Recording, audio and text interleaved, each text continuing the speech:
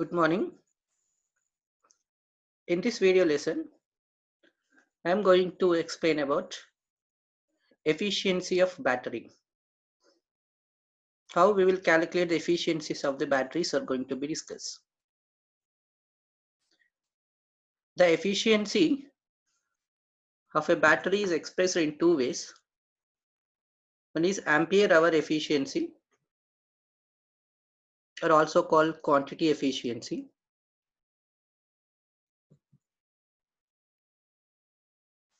And the second one is watt hour efficiency or energy efficiency.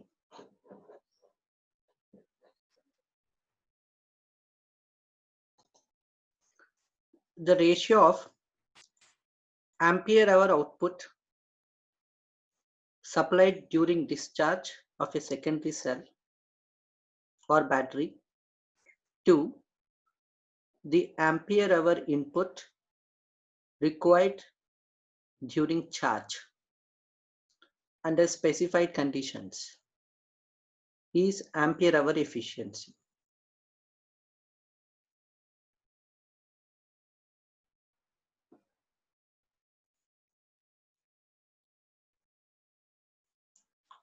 Watt hour efficiency, it is a ratio between energy which a cell gives out during discharging and the energy which it requires to regain its original condition during charging. Watt hour discharge divided by watt hour charging.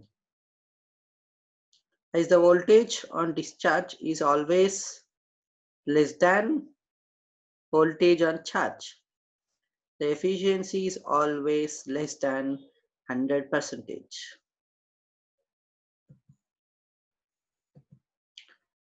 As I said now, it is a ratio of output in ampere hours during discharge to the input in ampere hours during charge. It is denoted by the symbol theta. Ah is nothing but ampere hour. It is a mathematical formula for ampere hour efficiency. Ampere hour during discharge divided by ampere hour during charge.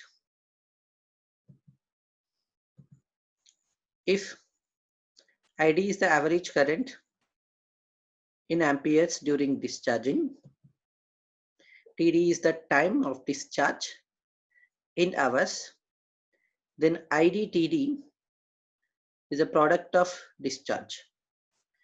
IC be the average charging current in amperes, TC be the time during charge in hours. Then ampere hour efficiency formula is equal to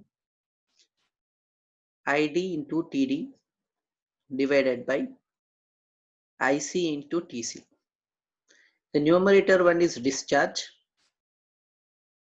the denominator one is charge. If it is multiplied with 100, we will get percentage ampere hour efficiency.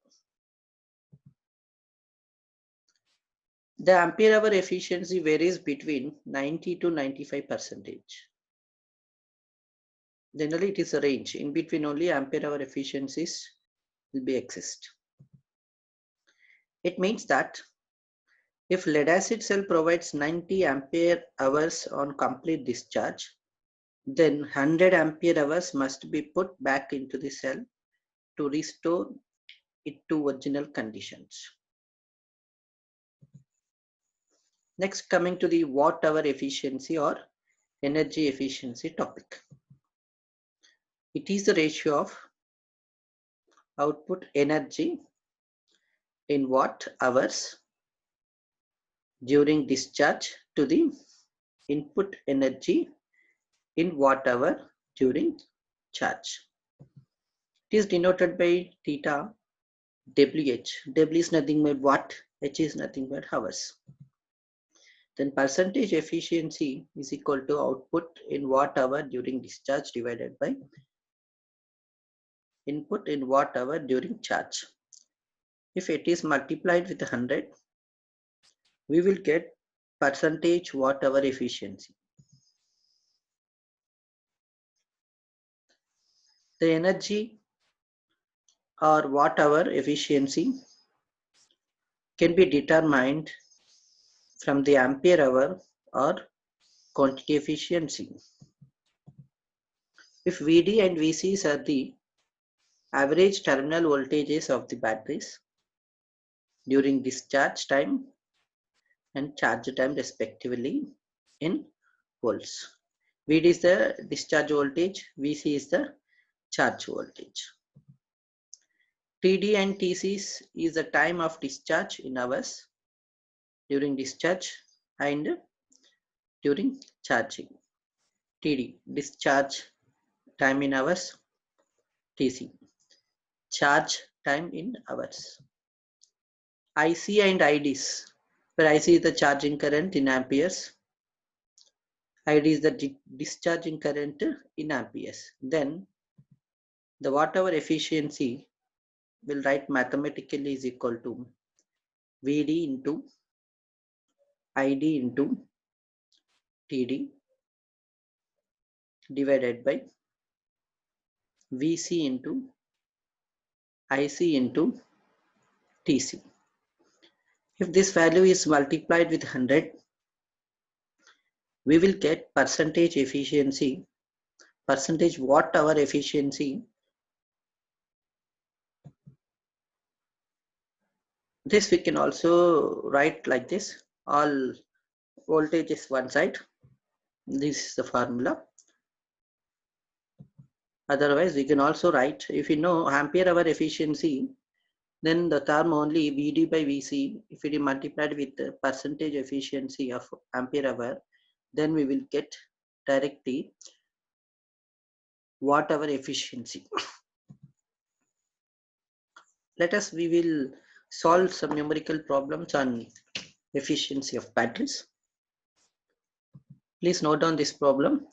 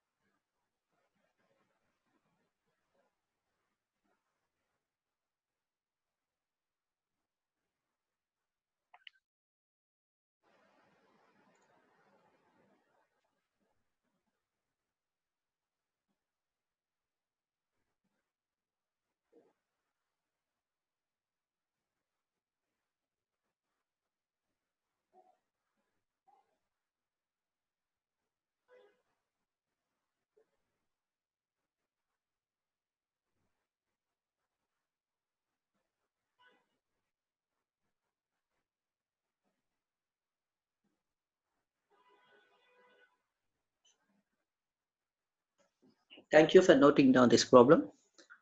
A lead acid cell is charged at the rate of 18 amperes. Charged, and it is IC for 10 hours, means at an average voltage of 2.26 volts, VC. It is discharged in same time at the rate of 17.2 amperes, means it is ID. The average value voltage during is VD 1.98 volts. Calculate ampere hour efficiency and watt hour efficiency. It is discharged in the same time, means the TD is also 10 hours. First, we will write the given data. Charging current IC is equal to 18 amperes.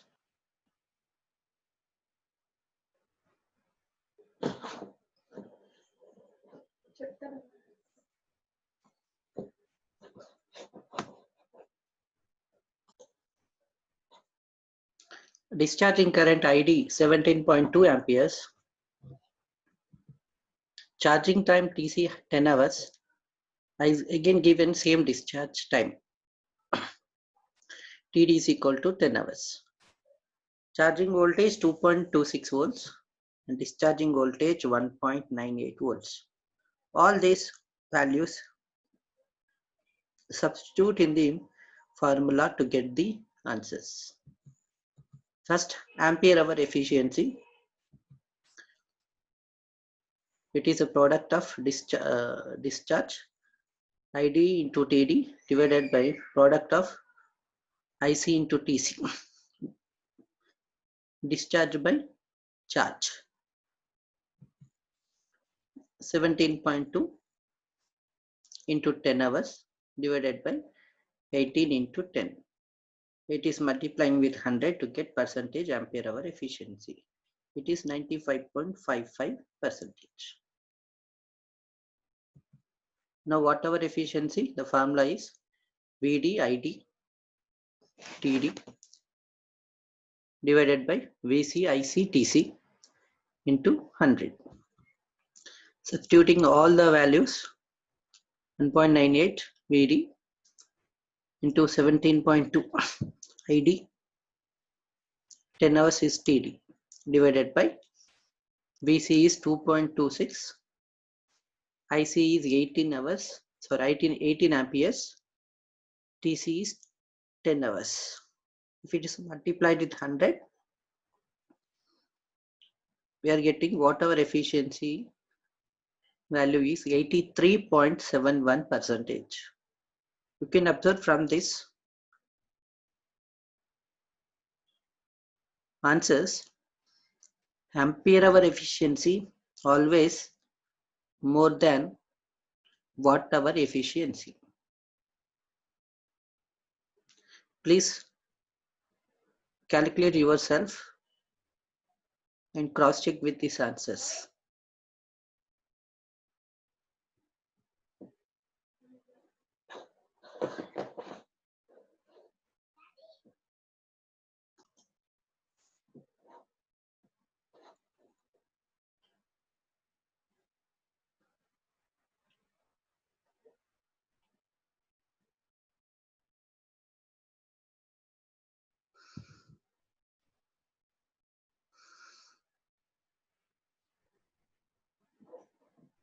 Thank you for noting down these answers for the problem.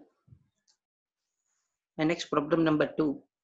Note down this question.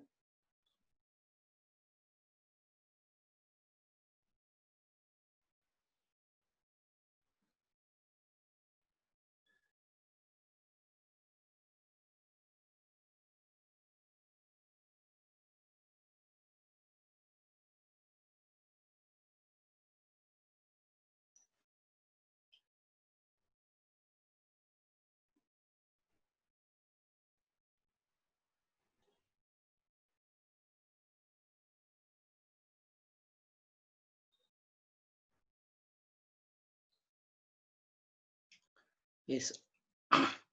Thank you for noting the question. Now we will enter into the given data.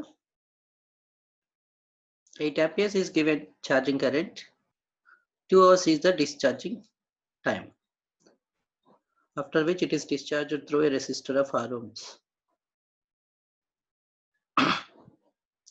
A discharged battery is charged 8 amperes for 2 hours. Okay, 2 hours is the charging hours and discharged through a resistor. If discharge period is 6 hours, then the terminal voltage remains fixed to 12 volts. Find the value of R when the ampere hour efficiency is 80%. This is the data given in the question. By using the given data, we will calculate ampere hour efficiency. Mathematical formula is this one. 80% is given.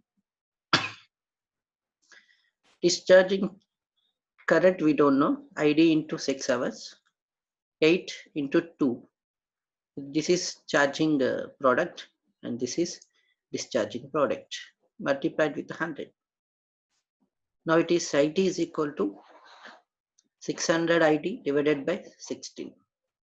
8 to the 16 numerator, 600 into ID numerator, denominator, numerator. Now ID is equal to cross multiplying 80 into 16 divided by 600. It is 2.133 amperes ID. Then resistance is equal to RD is equal to, according to Ohm's law, VD divided by ID. VD is given 12 volts. ID just now we are calculated and it has came as 2.133 amperes. The resistance is 5.6 ohms. This battery is connected to this value of resistance 5.6 ohms. Next, in this video lesson, we are going to discuss maintenance free batteries. Maintenance free batteries defined as wall regulated lead acid battery, VRLA batteries, which works on the principle of oxygen recombination. The chemical energy contained in the active materials is converted into electrical energy by means of electrochemical oxidation reduction process. VRLA batteries are also called as sealed maintenance free batteries. You can see this is the figure of sealed maintenance free batteries. The comparison between conventional and maintenance free batteries are positive and negative plates react with electrolyte solution during charging process. In VRLA batteries, the charging energy is consumed for electrolytic decomposition of water and the positive plate generates oxygen gas before the negative plate generates hydrogen gas. The gases evolved during charging and discharging process are escape out through vent plugs in conventional lead acid batteries. But when coming to the maintenance free batteries, the oxygen gas evolved at the positive plate during charging is transported to negative plate, thus gets reduced by reaction with the spongy lead suppressing hydrogen gas. The specific gravity have to be maintained periodically by adding water or sulfuric acid as required in lead acid batteries. But when coming to the VRLA batteries, do not need the specific gravity check of the electrolyte nor the watering structurally. This makes the battery function fully and makes maintenance easy. Sedimentation occurs due to shredding of active materials. This problem does not exist in maintenance-free batteries. Sulfation is also exist on the terminals, which has to be cleared periodically for perfect contacts in lead acid batteries. This problem does not exist in maintenance-free batteries. The next comparison is lead acid batteries require lower charging rate than maintenance-free batteries. But maintenance-free batteries requires a higher charging rate than lead acid batteries. Means here charging rate is low in lead acids and charging rate is more in VRLA batteries. Simple vent caps are arranged on the cells to get to gas to escape. But in VRLA batteries have pressure valves that opens only under extreme conditions. The life of conventional batteries is approximately of the VRLA batteries. Obviously, then the life of VRLA batteries is approximately double that of conventional batteries. Then coming to the life, the conventional batteries are not as much that of maintenance-free batteries, in which electrolyte can't flow freely as compared to maintenance-free batteries, in which electrolyte can flow freely. Conventional lead-acid batteries generate sulfuric acid mist or gases under the use of conditions. Then coming to the VRLA batteries generates no sulfuric acid mist or gases under the use conditions.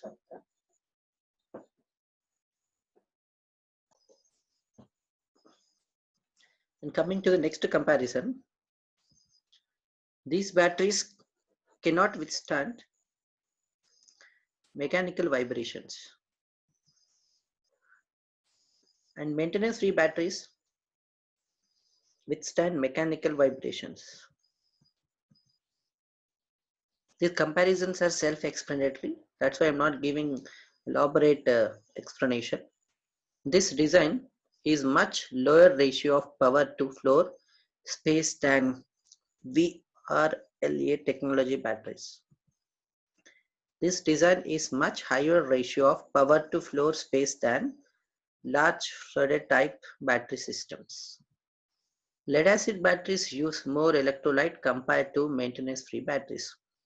Lead acid batteries we are using liquid, that's why more electrolyte is required. VRLA batteries use much less electrolyte than traditional lead acid batteries. These batteries can be mounted in vertical positions only. Why? Because it is liquid there in the electrolyte. These batteries can be mounted in any positions, maintenance-free batteries. Coming to the construction of maintenance-free batteries, the construction of maintenance-free batteries are similar to the construction of lead-acid batteries, except that the separators are highly porous to have more volume in excess of electrolyte. You can see this is maintenance-free batteries construction. Positive terminal, top cover, battery case, connectors, negative terminal, positive electrode pole, negative electrode pole, separators, positive plates and negative plates. And this is another picture for maintenance free battery. Battery terminals, lead plates, sulfuric acid, water solution, plastic casing, battery case cover. These all are maintenance free batteries.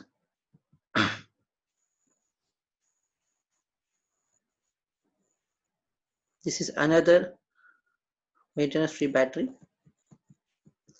Coming to the positive plate for maintenance free battery, positive plates are plates of electrodes of which a grid frame of lead tin calcium alloy holds porous lead oxide as the active material. Coming to the negative plates are the plates of electrodes of which a grid frame of lead tin calcium alloy holds spongy lead as the active materials. Then coming to the electrolyte in maintenance free battery, separators which retain electrolyte and prevent shorting between positive and negative plates.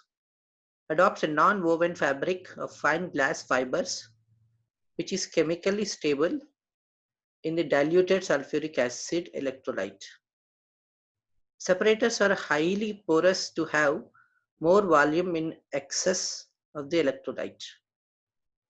Valve, one-way valve. The valve is comprised of one-way valve made of materials such as neoprenes.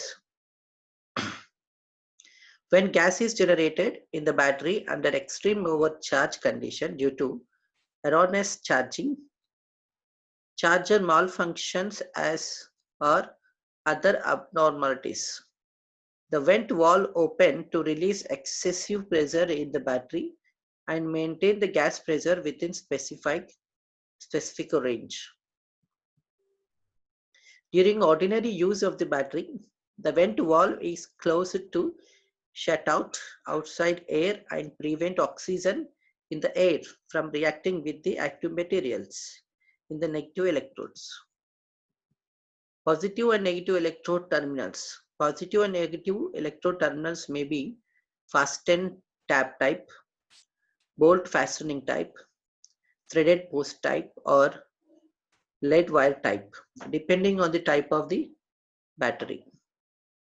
Sealing of the terminals is achieved by structure which is secures long adhesive embedded path and by the adoption of strong epoxy adhesives. Traditional flooded cells. You can see this is electrolyte and separator is there, and two active materials are there, positive plate and negative plates. Gases are vented through topping up as essentials. New sealed immobilized electrolyte technology. This is oxygen evolved at the positive plate recombination to form water at the negative plate. Thus no topping up.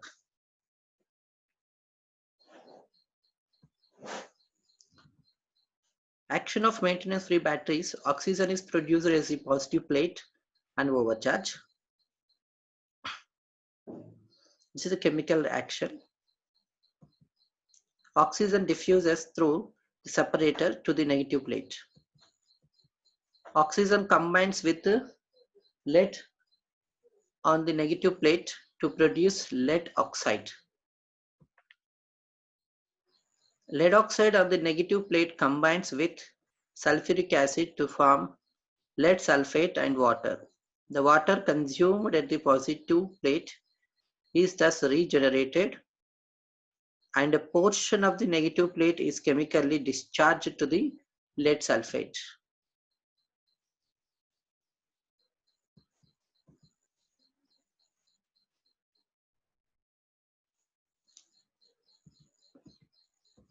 The exact portion of the negative plate that has chemically discharged is now electrochemically charged back to lead, completing the cycle. This is a chemical reaction. The oxygen so generated at the positive plate travel to the negative plate to recombine with hydrogen to form water. This keeps the battery maintenance free. Schematic representation of action of maintenance free batteries. And this is the schematic representation. 1, 2, 3, 4, 5 are the sequences. Then coming to applications of maintenance free batteries. Maintenance free batteries have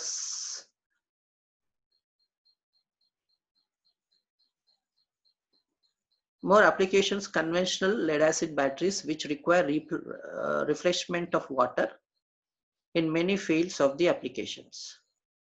The first application is standby or backup power applications. These batteries are used in maintenance batteries, communication equipments, and maintenance-free batteries in backup for power failures like UPS, computer system backups, and sequencers. And maintenance-free batteries are used in emergency equipments, lights, fire and burglar alarms, radios, fire shutters, stop position control for machines and elevators. And also in main power applications, communication and telephonic equipments, cellular phones, transceivers. Electrically operated vehicles, maintenance-free batteries will be used. Picking carts, automated transport, electric wheelchairs, cleaning robots, and electric automobiles. And other applications of maintenance-free batteries are tools and engine starters, grass shears, hedge trimmers, cordless drills, screwdrivers, electric saw, etc.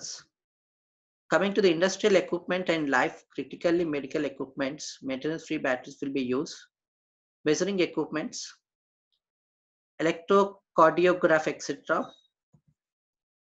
And also in photography, they will use maintenance-free batteries like camera strobes, PCRs and VTRs, movie lights, toys and hobbies, radio controllers, motor drives, lights, other portable equipments.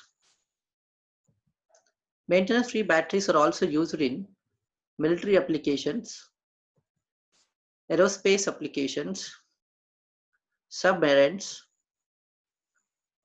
are the few applications.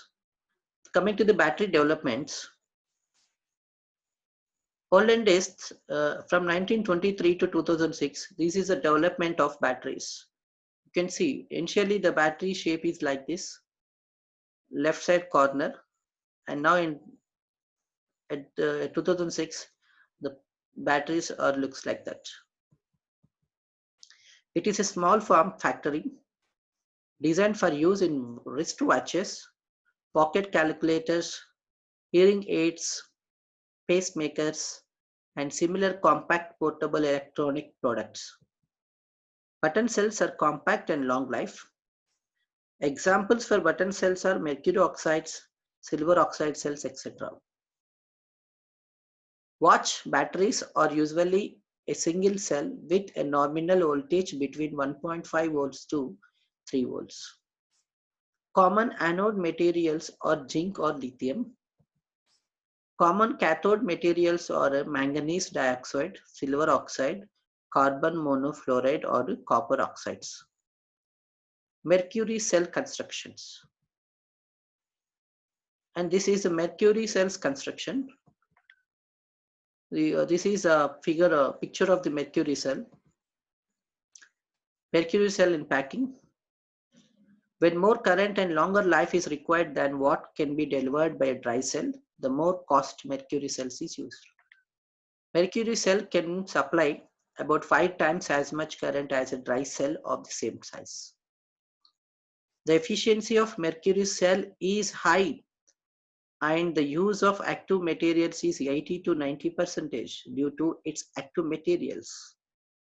Internal resistance is low and constant.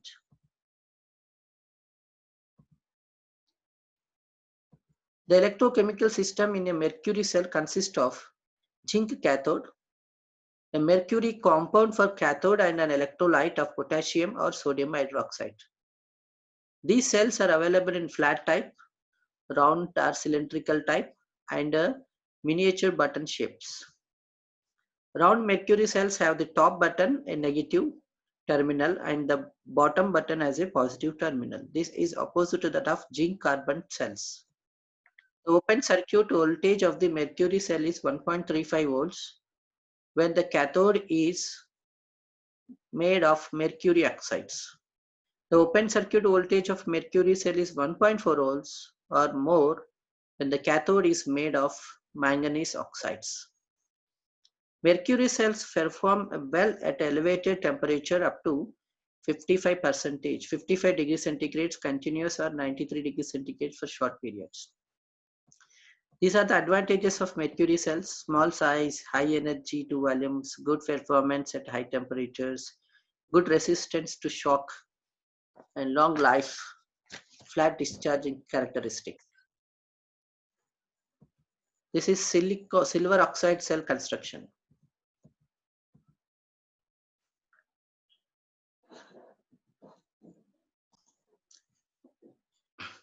Coming to the construction of silver oxide cells, the electrochemical system in a silver oxide cell consists of zinc anode, a cathode of silver oxide with a small amount of manganese dioxide. It is commonly available in miniature button shapes shown in the previous figure.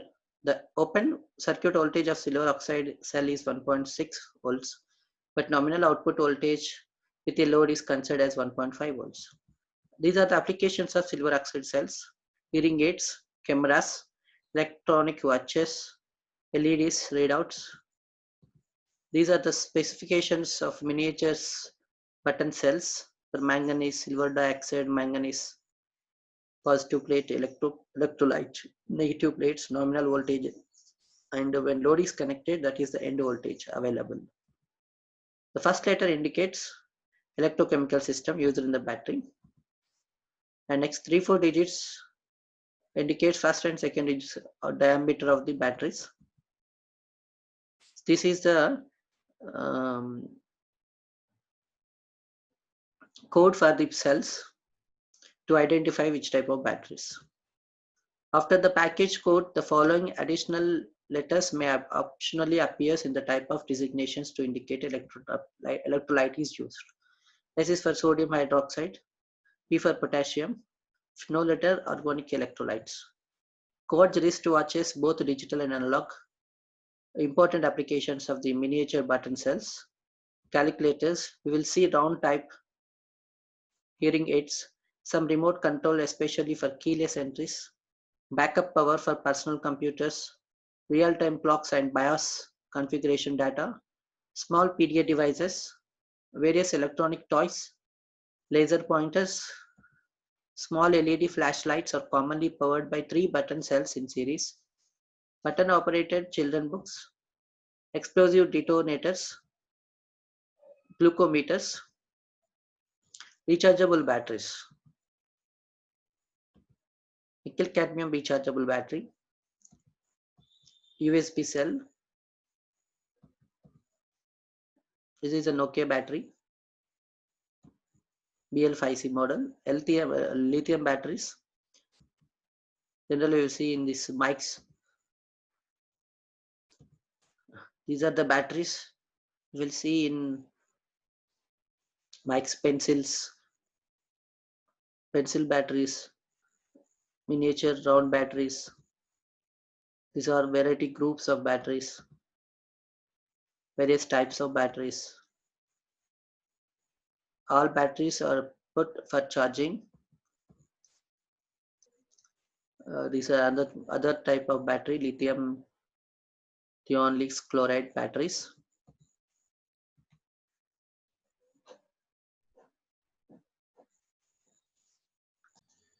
In this video lesson, we are covered ampere hour efficiency and watt hour efficiency with the numericals problems, and what is maintenance free battery, and what is the history of batteries from since introduction of the batteries to till now.